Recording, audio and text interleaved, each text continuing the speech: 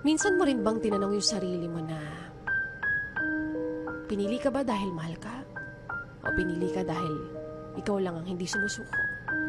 Or pinili ka ba dahil mahal ka? Or pinili ka dahil wala na siyang choice? O pinili ka kasi hinabol mo?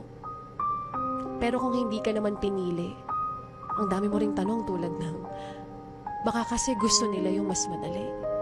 Mas gusto nila sa komportable dahil maaaring komplikado ka kasi. Marami ka kasing gusto, marami kang pangarap at ayaw nilang sumabay dahil ayaw nilang mapagod. Pero alam mo kung ano yung masakit. Na nung siya yung nangangarap, itinuring mo ring pangarap yung pangarap niya. Na nung siya yung nangangailangan ng tulong mo, nanatili ka naman kahit ang komplikado.